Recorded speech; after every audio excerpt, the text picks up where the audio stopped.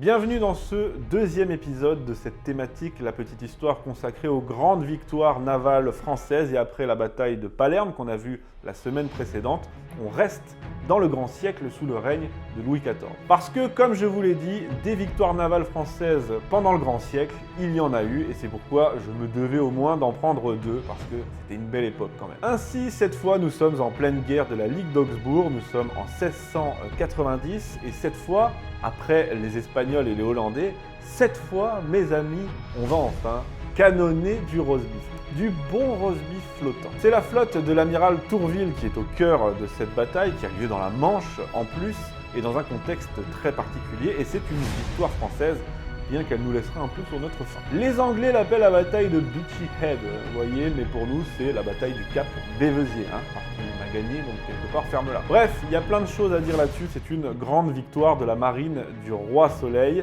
la principale d'ailleurs au sein de cette guerre. C'est parti.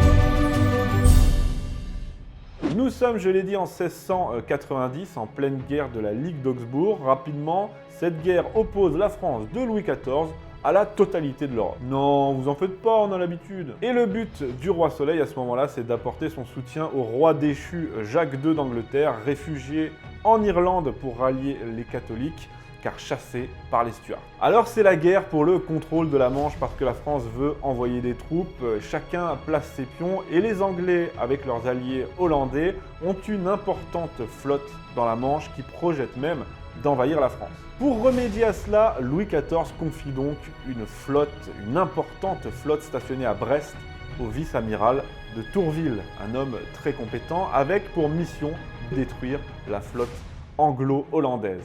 Là, on voit que la marine française a pris la confiance quand même. Le 23 juin 1690, Tourville quitte donc Brest avec une force considérable de 75 vaisseaux de ligne pour un total de 4600 canons et fonce en direction de la flotte anglo-hollandaise qui est commandée par l'amiral Torrington. De leur côté d'ailleurs, les Alliés ne disposent que de 57 vaisseaux, mais par contre, ils ont un nombre à peu près équivalent de canons, donc c'est jouable. D'ailleurs, ça discute longtemps à l'état-major britannique pour savoir s'il faut attaquer ou non. Torrington sait bien, il sent que ça craint, mais à Londres, on estime qu'il surestime la puissance française, et donc que c'est ok, fonce mon garçon. Ainsi, le 10 juillet 1690, les deux flottes se font face dans la Manche, au large du Cap Bévesier. On est à ce moment-là passé, pour ce qui est des batailles navales, à la guerre de ligne. Donc les deux flottes s'étirent l'une en face de l'autre, et il faut bien se rendre compte de ce que ça représente. Par exemple, la flotte de Tourville, rangée en ordre de bataille au Cap Bévesier, s'étire sur 10 000 nautiques, ce qui représente presque 20 km. Lorsque le combat s'engage et que les premiers coups de canon sont tirés, les Britanniques vont se contenter, tout simplement, de laisser leurs alliés hollandais faire tout le boulot, en restant bien en retrait.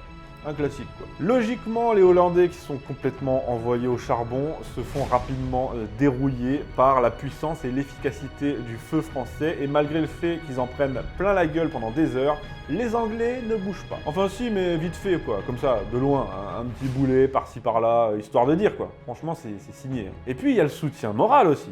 Faut pas l'oublier ça. Depuis l'arrière-garde, les Britanniques ont soutenu moralement leurs alliés hollandais.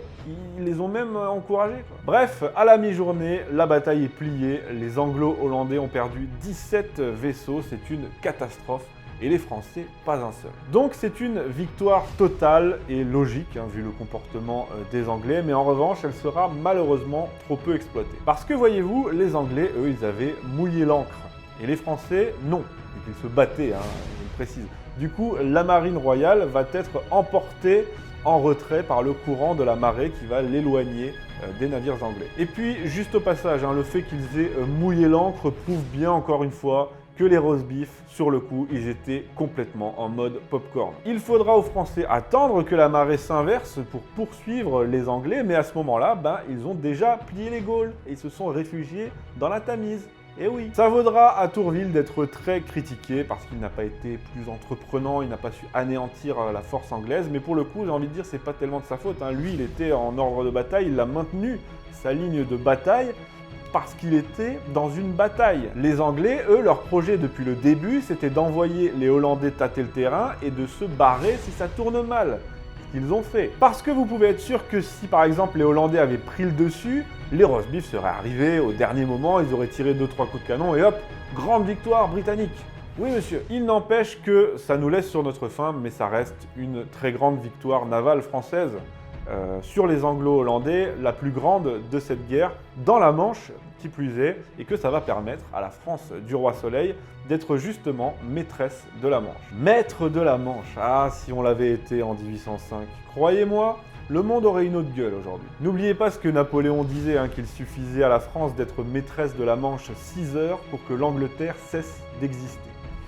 Que de regrets. Mais sur le moment, en 1690, c'était pas le but, malheureusement. Ça permettra toutefois à Tourville de protéger les côtes françaises et de poursuivre sa brillante carrière dans la marine royale en remportant bien d'autres victoires, comme par exemple celle de Lagos. Merci, j'espère que ça vous a plu. On va quitter le grand siècle pour la semaine prochaine et parler d'une autre grande période de la marine française, de la marine royale, sous le règne de Louis XVI. À mardi.